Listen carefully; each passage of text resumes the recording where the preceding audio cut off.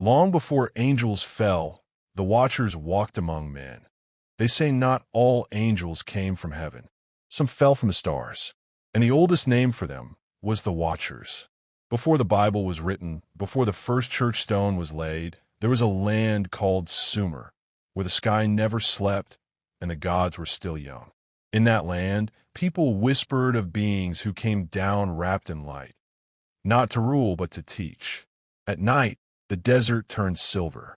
The priests climbed high towers of mud and stone, ziggurats that reached for the stars.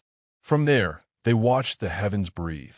The constellations shimmered like living eyes. And they said, "Those are not stars, those are watchers."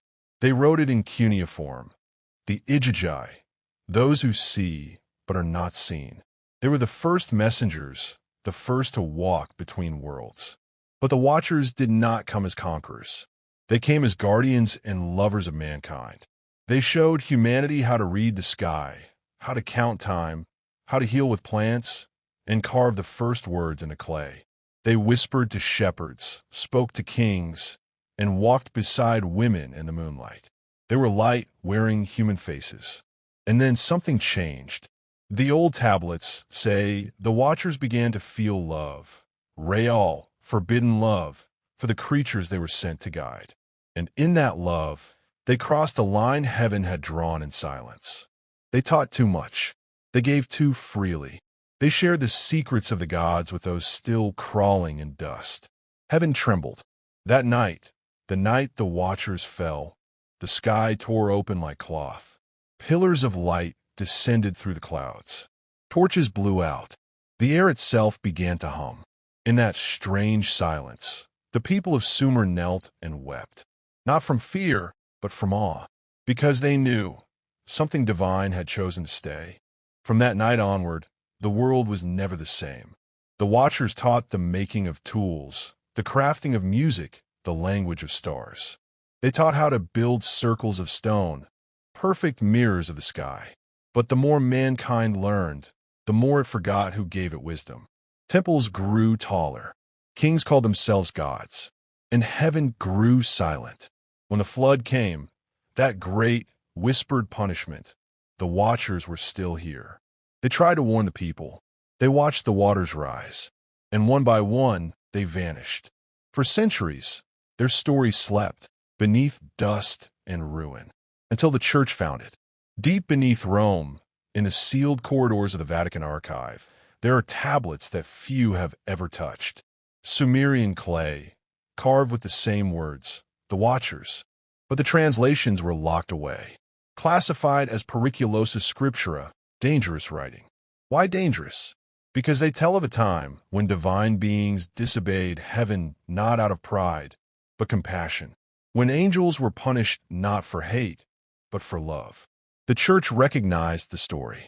It's in Genesis, rewritten. The sons of God saw the daughters of men. But in that retelling, the Watchers became sinners. Their love became lust. Their gift became a curse. And so, the Vatican changed a word. Watcher became demon. But words cannot kill what memory keeps alive. Because everywhere humanity built a temple, the Watchers appear again, under different names. In Babylon, they were the Apkallu. In Persia, the Yazatas. In Greece, the Titans. Always the same pattern. Beings of light who fell for loving mankind. And if you listen closely, you'll find them still. In our myths. In our prayers. In the quiet moments when you feel watched. They say the oldest stories weren't written in books, but in the stars themselves. Maybe that's why the stars never blink. Because they're not light at all, they're eyes. So tonight, as you drift deeper into this story, remember, the line between angel and demon was not drawn by heaven, but by the hands of men who feared what they could not control. Perhaps that's why the Vatican still hides those tablets. Because if the Watchers were not demons, then maybe the ones who cast them out were never gods. Let the night grow darker. Let the stars return to their ancient places. And follow the story deeper, to the first city of mankind, where the Watchers once walked among men. They say every faith begins in silence, and in that silence, something listens back. Long before Babylon, before the tower, before the cross, there was Eridu, the first city, the cradle of kings, the city the watchers call home. Its ruins still rest beneath the desert, under layers of salt and wind, where the Tigris once kissed the sea. The ancients said Eridu was not built by men alone. They said its blue temples were laid out by the gods themselves, brick by sacred brick, under the light of the first dawn. At the heart of the city stood a great temple, the Iabzu, the house of the deep waters. It was said to be a doorway between the earth and the sky. The priests called it holy ground, but the elders called it something else, a landing place.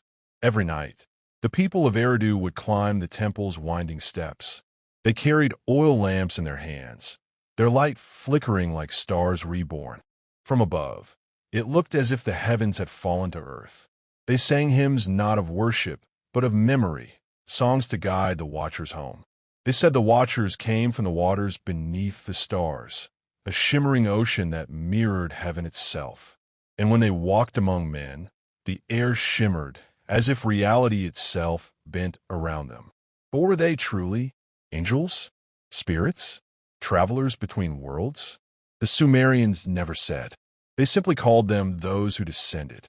In their carvings, the watchers appear as tall figures, cloaked in feathers, holding strange tools shaped like cones and buckets. Some say those were symbols of life and purification.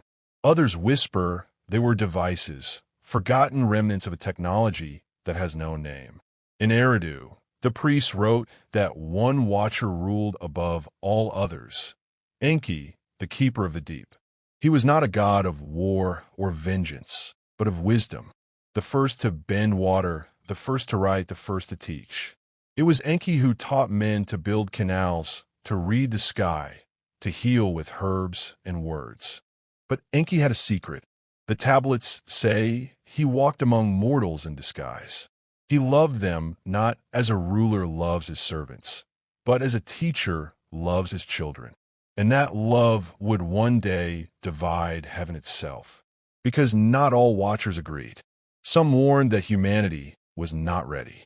They spoke of danger, of power without understanding. They said mankind must remain ignorant, pure, untouched by divine fire. But Enki disobeyed. He shared the fire anyway.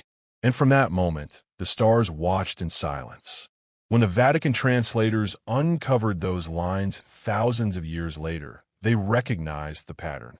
A forbidden giver of wisdom, a serpent who spoke, a fall that began with knowledge. In the Bible, Enki became a warning, reshaped, renamed. But in Sumer, he remained beloved. His temple walls were painted blue to mirror the heavens he defied. And every night, the people still prayed to him, not for forgiveness, but for understanding. They said he still listened. Some stories claim that beneath Eridu, there was a chamber, a secret place where the watchers stored what they had taught. Tablets of stone and gold, sealed away when they vanished. It was called the Abza Gate. Centuries later, when Rome's explorers reached the east, they wrote of ruins glowing faintly under moonlight, of symbols carved so precisely that no human hand could have made them, of stones that hummed when touched. Those ruins were buried again deliberately, covered by sand and silence. And yet, in the quiet corners of the Vatican archive, there are maps drawn by early missionaries, maps marking the well of the deep, an impossible location beneath the ruins of ancient Eridu. The notes beside it read only one word, Ijajai. The church never explained what they found there. But soon after, the Vatican declared Mesopotamian texts non-canonical, their translation forbidden. The watchers, once teachers, became demons once more. Still, the echoes of Eridu survive. Every civilization that followed copied its shape, its temples, its towers, its prayers. The blueprints of faith itself were born there, in the city built by the watchers. And sometimes, when night falls over the ruins, travelers say they hear whispers, soft, rhythmic, like breath through stone. They say the desert hums, and the air shivers like something unseen is moving, just beyond sight. Perhaps the Watchers never left. Perhaps they still guard what they built. Because Eridu was not just a city. It was a threshold where sky met water, heaven met earth, and gods met men. So when the church calls them demons, when history calls them myth, remember this. Every temple that rose after Eridu was an imitation of its pattern. Every prayer still carries a shadow of their voice. They taught mankind how to remember, and the world, in gratitude, chose to forget. Now, as you close your eyes, imagine that ancient city glowing under the starlight, its towers reflected in still water, the air alive with distant music. You can almost hear the chant, "We are watched and we are loved." The night is deep. The stars are listening, and the story of the Watchers has only just begun. They say truth does not vanish. It only waits to be found again. And deep beneath the shifting sands of Mesopotamia, truth still sleeps. In the early 1900s, archaeologists uncovered something they could not explain. Dozens of clay tablets, sealed inside a chamber of broken stone, older than Babylon, older even than Eridu itself.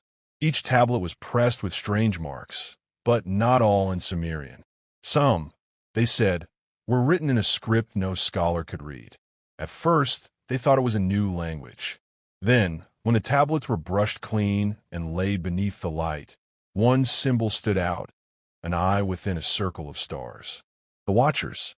Local priests begged the researchers to stop. They said the chamber had been sealed for a reason. But the tablets were shipped anyway, packed into wooden crates marked specimens, non-religious. Weeks later, they disappeared. Official records said they sank off the coast of Italy. But in a Vatican ledger, written in Latin and locked behind steel, one line appears, tabulae igigi, received and secured.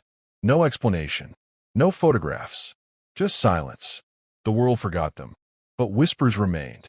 Among archivists, among curators, among those who had seen fragments of those forbidden texts and never spoke of them again. One of those fragments described what the Watchers taught. Not myth, but method.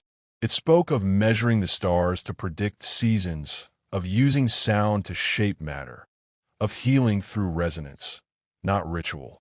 For centuries, such knowledge was called magic, but the Sumerians called it sacred law. Another fragment described how they arrived. From the gate of Anu they descended. It said, their ships like shining eggs of fire. When the translators read that line in the 1920s, they thought it was poetic. Today, it reads like something else. But what frightened the Vatican most was not what the tablets revealed. It was what they confirmed. Because among those lines was a prophecy. When the memory of the Watchers returns, the veil shall thin, and the sleeping gods will awaken from the deep. The church could not allow that story to spread. So the tablets vanished. Their mention erased from academic papers, their photographs quietly destroyed. Scholars who insisted they existed were ridiculed, exiled, or reassigned. And in time, the world moved on, or tried to.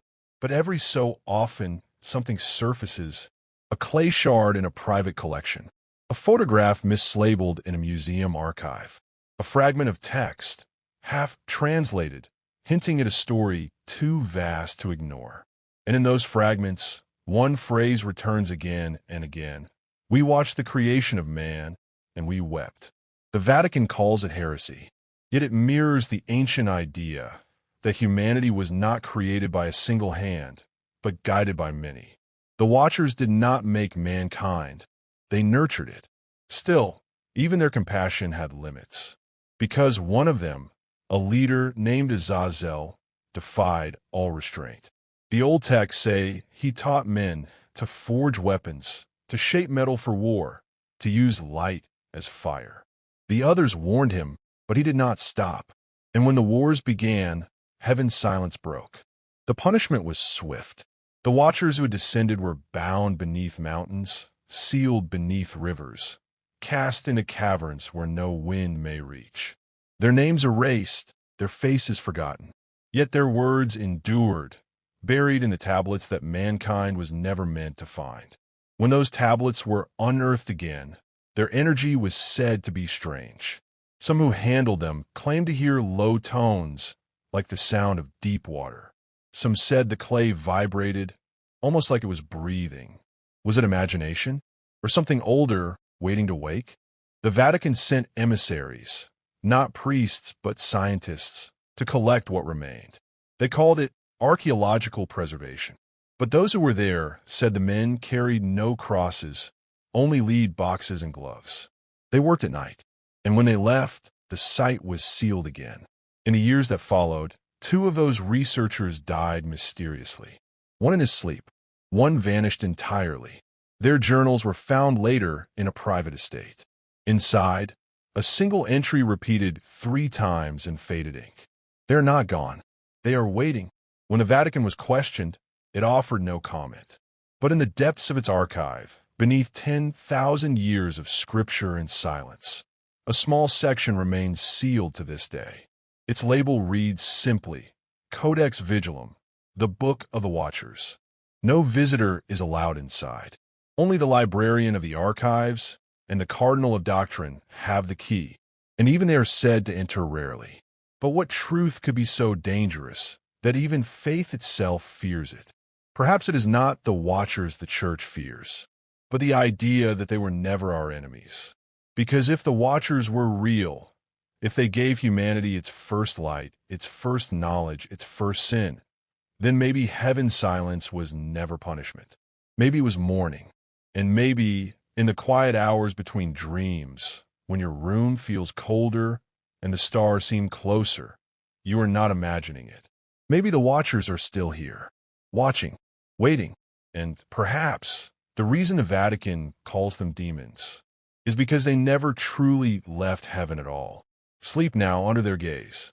The stars are older than the Church, older than the cross, older than fear. And somewhere among them, the eyes of the Watchers still open. They say the truth does not hide. It repeats itself again and again, wearing different names in different tongues. And when you look closely enough, the same story that began in Sumer bleeds through every corner of our world. In Egypt, they were the Shem-Sahor, the followers of Horus, beings of light who ruled before the first pharaohs. In Greece, they became the Titans, divine ancestors punished for giving mankind forbidden gifts. In the Bible, they turned into the sons of God, who loved the daughters of men. Different names, same pattern, same fall. But what if none of these were myth at all? What if they were fragments of one memory? An ancient event the world has tried to retell through the lens of every civilization that came after. In the Book of Enoch, the Watchers descend upon Mount Hermon, 200 of them, luminous and tall. They swear an oath together to share their knowledge with humankind. Astronomy, writing, healing, metalwork, and something far more dangerous, the art of summoning. The Church calls this heresy, but the same text was once scripture in early Christianity, read aloud by monks in candlelight before it was buried and banned. Because in that version, the Watchers are not monsters. They are teachers punished for compassion. And here lies the parallel that the Vatican cannot ignore. The very symbols of the Watchers, the all-seeing eye, the winged disc, the twin serpents, appear later on the altars of Rome itself, hidden in plain sight, transformed from forbidden emblems to holy ones. The serpent that brought wisdom in Sumer became the serpent of sin in Genesis. The morning star who fell for love became the devil cast from heaven. The shining messengers who guided kings became the fallen who tempted them. Every retelling shifts the blame, but never the story. The Church calls it divine inspiration, but ancient Sumer called it memory. In one forgotten text, etched into a broken tablet found near Ur, a line reads, "Heaven divided itself, that the world may forget." A poetic phrase, but perhaps also a warning, because the Watchers were never only about heaven and earth. They were about something deeper, the bridge between spirit and matter, between what we see and what sees us. And in that bridge, the Church saw danger, because if the Watchers gave humanity knowledge directly, without priests, without scripture, then no gatekeeper was needed. No confession, no control. That is why, in every age, their story was rewritten. The same beings who once guided mankind to light were painted as the bringers of darkness. But the symbols never vanished. They evolved.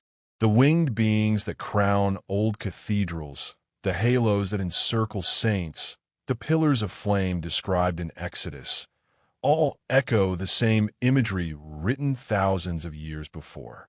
Even the idea of guardian angels, silent presences who watch but rarely interfere, mirrors the earliest descriptions of the Igigi, the Watchers. And then there's the Vatican itself, built upon the ruins of older temples, aligned, though few dare mention it, with celestial coordinates that trace back to Sumerian astronomy. The dome of St. Peter's Basilica mirrors the ziggurats of Eridu, a mountain reaching for the stars.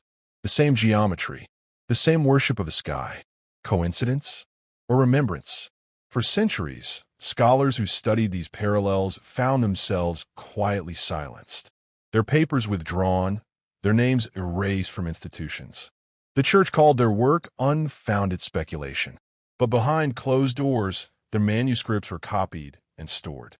A letter written by a 17th century Jesuit astronomer survives, faint ink on yellowed parchment. It reads, "The symbols of the old gods are carved upon our ceilings. Their names are forgotten, but their eyes remain open."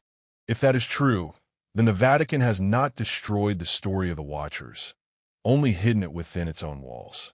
And perhaps the most haunting parallel of all is us. Because what were the Watchers, if not reflections of what humanity would one day become? Creators, scientists, observers, the same thirst for knowledge, the same defiance of boundaries. We have become what they once were, wielders of fire, builders of towers that touch the sky, seekers of immortality through science and code. And just like them, we stand on the edge of something vast, something forbidden. The ancients said the Watchers fell because they taught too much. If that is true, what happens when we, too, reach beyond the limits of heaven? Are we repeating their descent? Maybe the story of the Watchers was never a warning about angels at all. Maybe it was a mirror showing us our future. So as the church hides their name, as history rewrites their light into shadow, the question remains: are we the descendants of the Watchers or their replacements? The night grows deeper, the silence grows heavier, and the stars, those ancient eyes, seem closer than ever. Look at them long enough, and you might feel it, that faint pull, that soft hum behind your heartbeat. The same hum the Sumerian priests once heard from their ziggurats. The same hum that echoes through cathedrals when the choir stops singing. The Watchers are still watching. Through our hands, through our eyes, through every act of creation we dare to attempt. And maybe, just maybe, that's why the Vatican fears them still. Because the greatest secret is not that they fell, but that we have become them. They say silence can hide more than words ever could. And in the heart of Rome, that silence has lasted for centuries. Beneath the marble floors of the Vatican, past the gilded halls and the echo of distant prayers, lies a world sealed from the public eye, the Vatican's secret archives. Miles of shelves, hundreds of thousands of forbidden pages, texts that predate the church itself. And somewhere among them, the name of the Watchers still whispers in ink. When the Book of Enoch was first rediscovered in the 18th century, the Vatican dismissed it as apocryphal, a false scripture. But privately, they made copies, translated them, filed them away under restricted access, marked with a single word, Angeli Caduti, fallen angels. But to the Sumerians, they were not fallen. They were those who descended, not from sin, but from the sky. And perhaps that was the church's greatest fear. Because if these beings were real, if they truly walked the earth long before man could write or pray, then Genesis was not the beginning. It was a continuation. Deep within the archives, in a manuscript rarely spoken of, there exists a letter written by a Benedictine monk in 1431. He describes a night vision, a figure cloaked in light, neither man nor angel. It spoke a single phrase. We were never banished. We became your guardians. The letter was sealed, hidden, and never again discussed. But its echo appears centuries later in Vatican art. Look closely at the frescoes of the Sistine Chapel. Beneath the hands of God and Adam, in the shadowed corners Michelangelo left unlit, there are figures with eyes too human for angels, watching. Some scholars have called them symbolic. Others, hidden signatures of a truth no one dare to paint openly. And when you walk through St. Peter's Square at night, beneath the twin colonnades that circle the faithful like arms of heaven, you might notice something strange. Each pillar hides a carved emblem, a winged shape almost erased by time. The same form found on Sumerian temple walls. Coincidence? Or remembrance again? The Vatican's official stance has always been clear. The Watchers are demons. They fell for defying divine order. They must never be named in prayer. And yet, in their secret writings, in the private letters of popes and cardinals, a softer tone appears. Not condemnation, but curiosity. One Jesuit scholar wrote in 1627, "The Watchers may not be our enemies. Their punishment may be our inheritance." What does that mean? Perhaps that humanity carries the same spark they once shared, the hunger to know, to see beyond what is permitted. The same light that made the Watchers fall is the same light that makes us create. And so, the Vatican guards its silence, because to reveal them would mean rewriting everything, not only history, but faith itself. Imagine it, that heaven was once filled with teachers, not tyrants. That angels once walked among men, not to tempt, but to teach. That creation was a collaboration, and the punishment a misunderstanding. If the world knew that, how many walls would crumble? How many temples would fall? How many believers would begin to look inward for truth instead of upward? Perhaps it is why the archives remain locked. Not out of malice, but out of fear. Because knowledge is the oldest rebellion.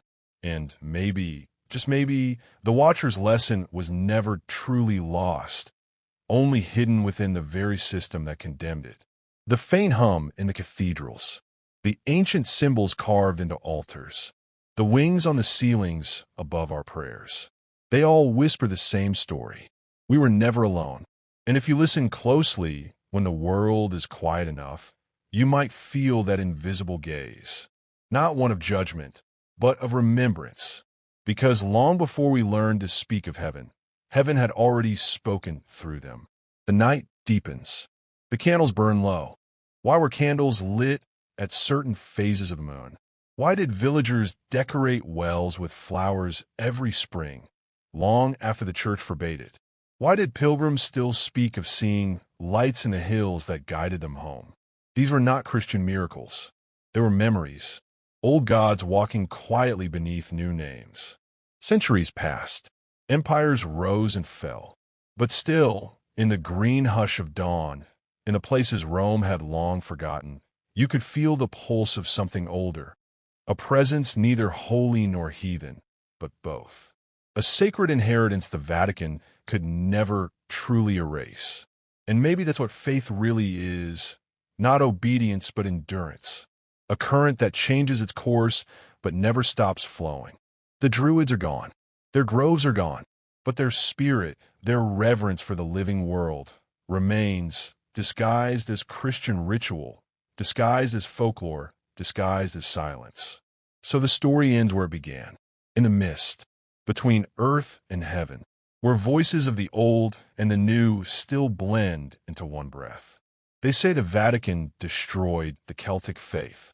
But listen closely, and you'll hear, it's still here, in a rustle of leaves, in the hum of the wind through stone ruins, in the quiet firelight where someone still prays, not to Rome, not to gods, but to the memory of both. It was never truly destroyed. It was only forgotten by those who no longer knew how to listen. If you're still awake, let this story rest with you tonight. And when you're ready to dream again, follow the next whisper, the lost gospel buried beneath the Vatican archives. Because some silences are not empty. They're waiting to be found.